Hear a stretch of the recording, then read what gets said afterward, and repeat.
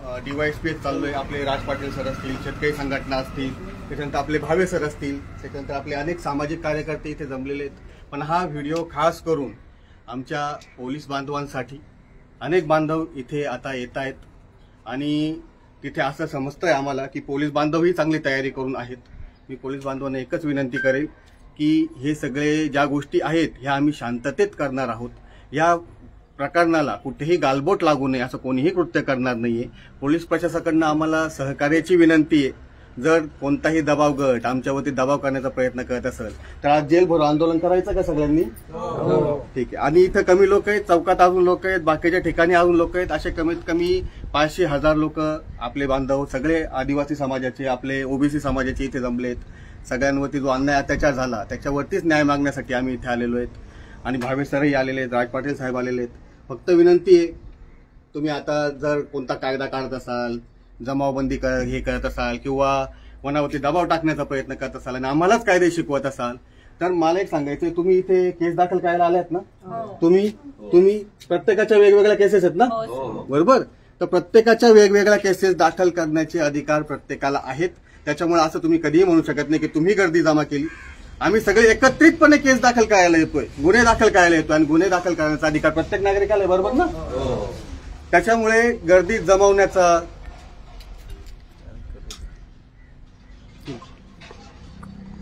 जमवण्याचा किंवा बाकीच्या गोष्टींचा इथे कोणत्याही प्रकारचा हे नाहीये. तर भावे सर सांगा, आता तुम्ही काय काय ऐकलं ते सगळं सांगा. क्रोनी कॅपिटॅलिझमचं इथं खूप सुंदर उदाहरण आहे. सगळे एकत्र येतात, सत्ताधारी, विरोधक, पोलीस, महसूल खातं, गावगुंड, सगळेजण एकत्र येतात आणि सामान्य नागरिकांचे अधिकार मारतात. सामान्य नागरिक कागद गोळा करत राहतात, कागदांचे पुरावे देत राहतात, त्याच्या बळावर वेगवेगळे गुन्हे दाखल करण्याचा प्रयत्न करतात. पण मॅनेजच असल्यामुळे सगळं नागरिकांच्या बाजूनी हे जे धेंड आहेत त्यांच्या विरोधात तर काही गुन्हे दाखल होत नाही. पण धेंड मात्र सामान्य नागरिक जो तिथं त्या स्पॉटला असेल नसेल तरी सुद्धा खोटे गुन्हे दाखल करण्याचं प्रमाण खूप मोठ्या प्रमाणात आहे. आणि रक्षकाच्या भूमिकेतला पोलीस हा भक्षकाच्या भूमिकेमध्ये पूर्ण राज्यभर दिसतोय. हे खाकी महावस्त्र खरं जनतेच्या सुखासाठी, सुरक्षेसाठी दिलं आहे का सत्ताधाऱ्यांना, सत्ताधाऱ्यामधल्या राक्षसांना आणि विरोधकांमधल्या राक्षसांना तुम्हाला सुरक्षा देण्यासाठी त्यांना या सगळ्या जागा, जमिनी, प्लॉट, बंगले, पाणी, डोंगर, नद्या, माती, मुरुम, दगड, खाणी, विटा, वाळू सगळं लुटायला तुम्ही ठेवलेलं आहे. हे तेच कळत नाही आम्हाला की या राज्याला 1950 साली स्वतंत्र केलं गुजरातपासनं. आम्हाला स्वातंत्र्य अनुभवायला मिळायला पाहिजे होतं. 78 वर्षानंतर लोक भीती खाली आहे, लोक दबावाखाली आहे. तर पोलिसांच्या जीवावर आमची छाती चवडी व्हायला पाहिजे. तर पोलीस नाव काढलं की आमची छाती आत जाते. असं एकंदरीत भीषण आणि भयानक अनुभव इथले सगळे लोक घेत आहे. बरोबर वाटतंय? बरोबर वाटतंय का? पोलीस तुमचे वाटतंय का तुम्हाला? त्यांना ते खाकी महावस्त्र दिलंय तुमच्या सुरक्षेसाठी दिलंय असं वाटतंय का? रक्षक वाटतात का ते? तर अशी परिस्थिती आहे सामान्य जनांची. तर ही परिस्थिती बदलली पाहिजे. मी गृहमंत्री आणि मुख्यमंत्री आपले देवेंद्र फडणवीस साहेब यांना आम्ही विनंती करतो व हे चित्र पूर्ण सरलाट सर्वत्र दिसतंय, ते बदललं पाहिजे. जनसामान्यांचा हा देश आहे, जनताच मालक आहे म्हणतो आपण, पण जनतेला मालकी थाटामध्ये कोणी जगू देत नाही. त्याच्यासाठी आता इथं सगळेजण जमलेले आहेत आणि गुन्हे दाखल झाले पाहिजे. जनतेला जे वाटतं त्यांच्यावर जो अत्याचार झाला त्याच्या विरोधात गुन्हे जोपर्यंत दाखल होत नाही तोपर्यंत हे लोकांसाठीचं, लोकांनी चालवलेलं राज्य आहे किंवा लोकशाही असं म्हणता येत नाही. अशी एकंदरीत परिस्थिती आहे. तर त्या संदर्भामध्ये कामकाजाला आम्ही आता या गावामध्ये अंबाडी या गावामध्ये भिवंडी तालुक्यामध्ये आम्ही पोहोचलेलो आहोत. तर DYSP साहेबांना भेटणार आहोत. बघूया आम्हाला काय प्रतिसाद मिळतो ते. जय जिजाऊ, जय शिवराय.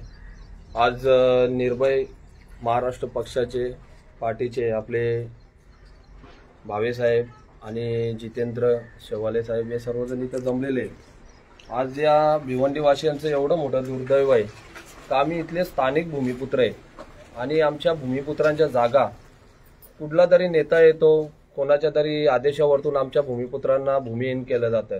आज या महाराष्ट्रामध्ये वेगवेगळ्या ठिकाणची लोक आमच्याकडे राहायला येतात, पण आम्ही स्थानिक असून पण आमच्या जमिनी आम्हाला इथं यांना द्यायला लागतात.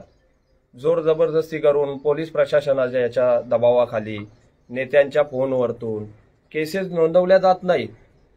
घरातून ज्या महिलांना जे काढलं गेलं त्यांच्यावरती काही ते ओरबटलं गेलं, त्याच्यानंतर त्यांना काही अश्लील शब्द वापरले गेले, बऱ्याच गोष्टी झाल्या. आज हे जे काही इथं बांधव जमलेले ते आमचे भूमिपुत्र आहेत आणि आमच्या भूमिपुत्रांचा इथं अधिकार आहे. आम्ही इथं राहतोय, आमच्या जमिनी, आमचा सातबारा, आमच्या वडलोपारची जागा आहे त्या, आणि या वडलोपारची जागेवरतून आम्हाला तुम्ही कसं काय तुम्ही बाहेर काढू शकता? मग आम्ही तर इथून युपीला जाऊ शकत नाही, इथून आम्ही गुजरातला जाऊ शकतो का? अरे या आमच्या जमिनी आहेत, मग तुम्ही आमच्यावरती कसा दबाव करणार? आणि प्रत्येकाला अधिकार आहे, संविधानाने प्रत्येकाला अधिकार दिलेला आहे की तो तिथे जाऊन जेही काही पोलीस स्टेशन असेल त्या पोलीस स्टेशनच्या तिथे जाऊन तुम्ही तुमचा गुन्हा नोंदवू शकता. जर हे गुन्हा नोंदवत नसतील तर आपल्याला कोर्टातून एक बाजू असते, आपण कोर्टामध्ये जाऊ शकतो. पण काय माहितीये का, कोर्ट पण असं झालेलं आहे का आता न्यायाधीशाच्याच घरामध्ये नोटांचे बंडल मिळत आहेत, तर न्यायाधीश आपल्याला काय न्याय देणार आहे? तर याच्यापेक्षा आपल्याला आपला समाज एकत्र करून आपल्याला रस्त्यावरती उतरणे गरजेचं आहे. आज आपला समाज इथं सर्वात मोठा समाज आहे, आगरी, कोळी, कुणबी, कराडी लोकांचा आपला किती मोठा समाज आहे इथं. पण आज बघितलं गेलं तर आपल्या एखाद्या भावावरती अन्याय होतोय आणि आपले आजूबाजूची लोक किती जमा होतात ते याच्यावरतूनही समजतं आपल्याला का आपल्याला कोण हे करतंय, का नाही जमत लोक. तर याचं एक कारण आहे, प्रत्येकाला भीती आहे कुटुंब पोसायचं, कुटुंब आपलं कसं चाललं पाहिजे, नोकरी आहे, गुन्हे दाखल झाले तर परत आपल्याला प्रॉब्लेम क्रिएट होतील, अशा भीतीने लोक जमत नाही. अशी परिस्थिती आपल्या लोकांच्या मध्ये इथे आमच्या भूमिपुत्रांच्या डोक्यामध्ये अशी या लोकांनी टाकली का जर तुम्ही तिथं गेले तर गुन्हे दाखल होते. गुन्हा सहजासहजी असा दाखल होत नाही. प्रत्येकाला राईट्स दिलेले संविधानाने आणि त्या संविधानाच्या याच्यावरती आपण हा जो काही इथं जो काही आपला जमाव आहे, आपण संविधानाच्या कायद्याच्या चौकटीतच राहून आपण हे सर्व गोष्टी करणार आहे. बरोबर ना सर? आपण कायदा कोणी हातामध्ये घ्यायचा नाही. आपल्याला जो काही टायमिंग दिलेला असेल त्या टायमिंगमध्ये आपण जाऊन त्यांना भेटू आणि आपल्याला काय त्यांच्याशी चर्चाच करायची आहे ना, का तुम्ही या महिलांवरती, या भावांवरती आमचं जे काही घडलेलं आहे याचं तुम्ही एकदा गुन्हा नोंदवून घ्या.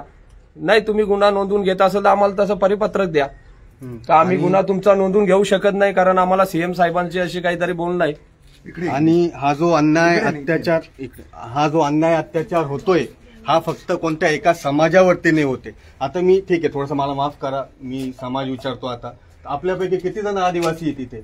हातवरती करा. किती जणांच्या जमिनी लाटल्या आहेत? बरोबर. आपले ओबीसी बांधव किती आहेत? बरोबर. मग आता जे ओबीसी नेते म्हणून घेतात ते किती लोक तुमच्या सपोर्टला आहे?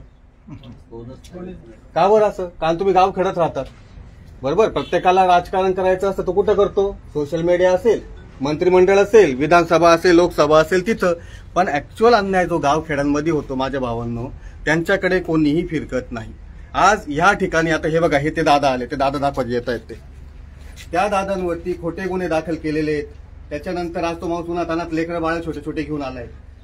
तर त्यांचीच जमीन तिथंच फेरफार करून दुसरे ताब्यात घ्यायचा प्रयत्न करतोय. बिल्डर लॉबी बिल्डिंगा बांधतायत, काही लोकांना हाताशी धरून कायद्याचा गैरवापर चाललेला आहे. आणि आज आपण इथे फक्त तो कायद्याचा गैरवापरच थांबवायला आलेलो आहे की पोलीस बांधव असतील, प्रशासन असेल किंवा इतर कोणतेही लोक असतील, त्यांना त्यांच्या अधिकाराची शांततेत जाणीव करून द्यायची आहेत आपल्याला. ठीक आहे. आता हे दादा आहेत. दादा, काय विषय झाला तुमचा पण एक महत्वाचा विषय, बरोबर? तुमची जमीन कशी लाटली गेली किंवा काय विषय झाला तेही एकदा सांगा. बरोबर. जो 95 सर्वे नंबर येवई गावामध्ये आहे, तर त्या ठिकाणी जी जागा आम्हाला सामूहिक दाव्याने मिळालेली आहे 12 लोकांना, तर त्या जागेमध्ये येवई गावचे पोलीस पाटील प्रकाश वखारे, तर त्यांनी त्याच्यावरती ती फॉरेस्ट जागा आहे आणि ती आम्हाला मिळालेली आहे, तर त्याच्यावरती त्यांनी त्यांच्या सर्वे नंबरचा बोर्ड लावून ती जागा लाटण्याचा प्रयत्न केला आणि आम्हाला धमकवण्याचा प्रयत्न केला. मला तिथे मी त्यांना सांगितलं की तुम्ही हे लावू नका, तिथे बोर्ड लावू नका, ही जागा आमची आहे. तर त्यांनी मला तिथे धक्काबुक्की केली, शिवीगाली केली मला, आणि तुला काय करायचं असेल ते तू कर. म्हणजे त्यांनी पैशाच्या जोरावरती आणि हे पोलीस वगैरे जे पण असतील त्यांनी त्यांना सपोर्ट करून, त्यांना माहिती आहे का ते पोलीस स्टेशनला गेल्याच्या नंतर हे सर्व आम्हाला सपोर्ट करतील म्हणून. तर दुसऱ्या दिवशी आम्ही त्या दिवशी तिथे शेड बांधले असता, दुसऱ्या दिवशी त्यांनी ते लुटून पण दिले तिथे, शेड पाडून टाकले. हा शेड पाडून टाकले. माझं आर्थिक नुकसान पण तिथे केलेलं आहे. तर मी कंप्लेंट द्यायला गेल्याच्या नंतर पोलिसांनी मला तिथे 4 ते 5 घंटे बसवला. ठीक आहे, आता ते ठीक आहे, ते चालूच राहील. पण आता तुमच्या हातात एक पिशवी आहे. हो हो. यांच्याकडनं तुम्हाला काय अपेक्षा आहेत? यांच्याकडनं तुम्हाला काय अपेक्षा आहेत?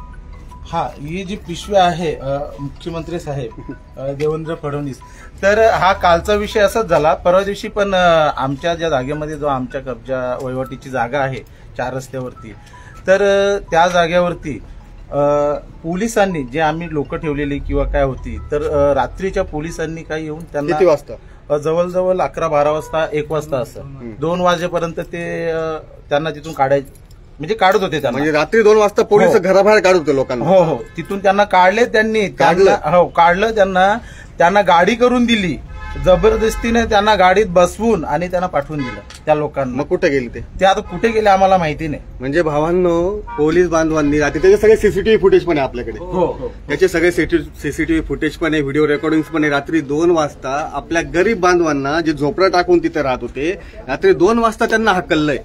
त्यांना पोलिसांनी स्वखर्चानेच, एवढं तरी त्यांचं पुण्य म्हणावं लागेल की त्यांनी स्वखर्चानेच त्या लोकांना गाडीमध्ये बसून कुठेतरी वेगळ्या ठिकाणी हलवलं. गाडी पोलिसांची होती का कोणाची दुसऱ्याची? नाही, दुसऱ्या गाड्या त्यांनी उभ्या करून पोलिसांनी. ओके. त्यांना पोलिसांनी काय सांगितलं की तुम्हाला आम्ही भाडं देऊ, नाही तर तुम्हाला आम्ही गाडी करून देऊ. तुम्ही या गाडीमध्ये तुमचं ते सर्व सामान भरा आणि रात्रीचे रात्री निघून जा. असं का बरं? ते पोलिसांनाच माहिती का असं म्हणून. ते आता पोलिसांनाच आम्ही त्यांना प्रश्न विचारला रात्री, बरं. पण त्यांनी आम्हाला एक प्रश्न सांगितला. आता तुम्हाला पुन्हा विचारतो, काल ज्या लोकांना हकलण्यात आलं, पोलीस साहेब तुमच्याकडे आले, तर याच्यामध्ये पोलिसांकडनं काही ऑर्डर होत्या कोर्टाच्या की तुम्हाला तिथून काढतायत किंवा काय? म्हणजे त्यांना आम्ही विचारलं का बाबा साहेब तुम्ही आलेत कशाला इथे, तर बोलतायत का तुम्ही इथं जमावबंदी कशाला केली. मला रात्री तुम्ही इथून घराबाहेर काढता म्हणजे तुम्ही आमची जागा लोकांना कब्जामध्ये देता का? मग आम्ही गाववाले कुठे जाणार? आमची जी गावातली लोक आहेत आम्ही एकत्र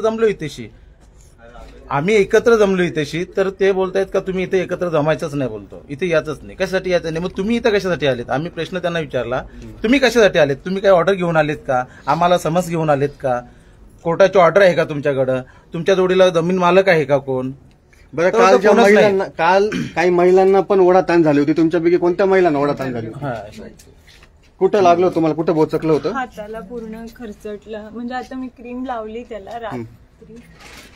म्हणजे ज्या वेळेस आम्ही तिथे गेलो आणि त्यांनी पोलिसांनी म्हणजे एवढे ओरडत होते की अक्षरशः म्हणजे त्यावेळेस 350 वर्षापूर्वी इंग्रज आले असतील ना, तर ते एवढे दादागिरी करत नव्हते जेवढे DYSP साहेब करत होते.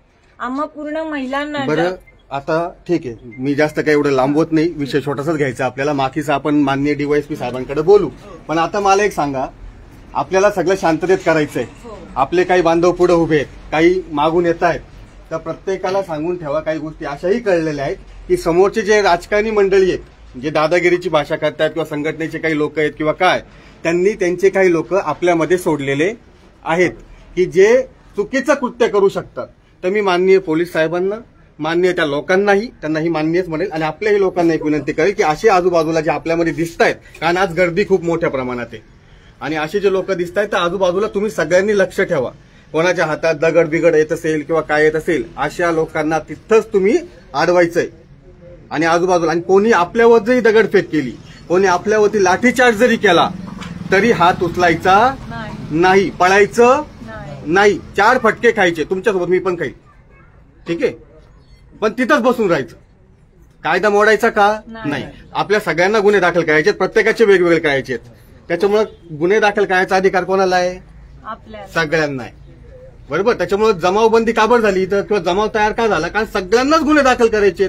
त्याच्यामुळे सगळे एकत्रच येणार आणि गुन्हे दाखल करायला कोणी अडवू शकतं का आपल्याला? नाही ना.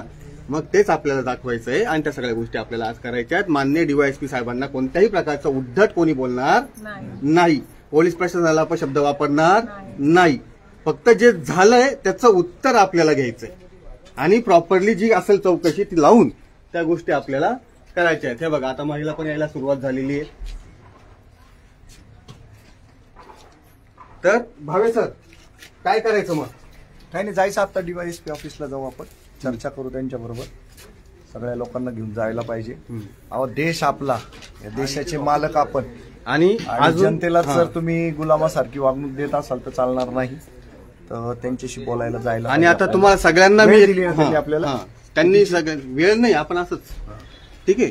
तर आता तुम्हाला सगळ्यांना एक विचारतो मी, जर समजा माननीय DYSP साहेबांकडनं आज आपल्याला न्याय मिळाला नाही, जसं मी सांगितलं होतं, इथूनच लगेच पायी माननीय मुख्यमंत्र्यांच्या घराकडे आपल्याला निघायचं.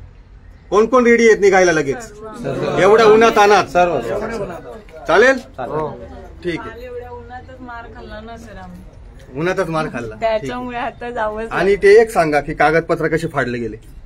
सर ते ओरिजिनल दाखवा म्हणाले, घेतले आणि म्हणाले DYSP साहेब हे जमा करा आणि उचला यांना असं म्हणाले, आणि सगळ्या 4-5 आणि कॉन्स्टेबल डॉक्युमेंट घरपट्टीचं कागदपत्र फाडलेत म्हणे. सर तुकडे केले त्याचे पूर्ण. म्हणजे ओरिजिनल डॉक्युमेंटचे तुकडे केले? हो, सांगितलं मी सरांना की ते ओरिजिनल आहे द्या म्हणून, पण तरीही दिलं नाही. म्हणजे झटापटीत ते तुटले ना? माझ्या हातामध्ये दिले. ते आहे का तुमच्याकडे डॉक्युमेंट घरपट्टीचे? आहेत. कुठे? याच्यामध्ये ठेवले. आता भावे सर हे बघा, ओरिजिनल डॉक्युमेंट आहेत बरोबर, आणि याच्यासाठी आज तुम्हाला हे बघा, आता हा पुरावा आहे त्यांच्याकडे एकुलता एक, की जे तिथं पट्टी भरतात हे बघा. आणि आता हे जर ओरिजिनल फाडलं जातंय म्हणजे पुरावा नष्ट करायचं काम कोण करतंय सांगा तर तुम्हीच. आता रक्षक, बरोबर, रक्षकच पुरावाचं काम, पुरावा नष्ट. तर हे बघा भावांनो, भूमिकेत अशा प्रकारे जर तुमचे घरपट्टीचे ओरिजिनल डॉक्युमेंट्स किंवा ओरिजिनल पावत्या फाडल्या जात आहेत, तर आता काय म्हणावं याच्यावरती. आणि म्हणून थोडंसं आम्हाला वाईट वाटलं. आम्ही कोणत्याही पोलीस बांधवांना, पोलीस प्रशासनाला वाईट कधीच म्हणत नाही, पण जर असे काही गोष्टी होत हे असतील सगळे नाना तर याचं पाटेकरचा पिक्चर लागलेला आहे. गोरगरिबांच्या घर नखा बिका भरवली, वडणी बिडणी खेचून टाकली सगळी. काय केलं? वडणी पण तिची खेचलेली. ओके. तर मग आता लाडली बहीण किती सुरक्षित आहे याच्यावरतूनच समजा तुम्ही. लाडली बहीणच्या अभावीत तुम्ही हे सरकार, हे निष्पय सरकार निवडून दिलेलं आणि त्याची भरपाई आहे आपल्या लोकांना. आपल्या या स्थानिक भूमिपुत्रांवरती जो काही विषय होतोय ना, आपल्या महिलांवरती, किती लोक लाडली बहीणचं हे आहेत का? आपली लोक इथे घेतात. लाडली बहीण अशा पद्धतीने दिली गेली. कोणाची लाडली बहीण आहे? माननीय माजी मुख्यमंत्री साहेब आपले शिंदे साहेब, आणि आताचे तुमचे सर्वांचे माननीय देवा भाऊ, यांच्या लाडल्या बहिणी आहेत ना तुम्ही. आम्ही तर लाडले भाऊजी पण नाही ना लाडले भाऊ पण नाही त्यांच्यामध्ये. पण तुमच्यावरती ज्या परिस्थिती होतात, तर तुम्ही आता महिलांनीच पुढे आलं पाहिजे, आणि महिला पुढे आल्याशिवाय होणारही नाही. बरं ठीक आहे, चला आपण निघूया आता. आलेत का सगळे? हो. आले सगळे? ठीक आहे, ठेवा आता. थांबा.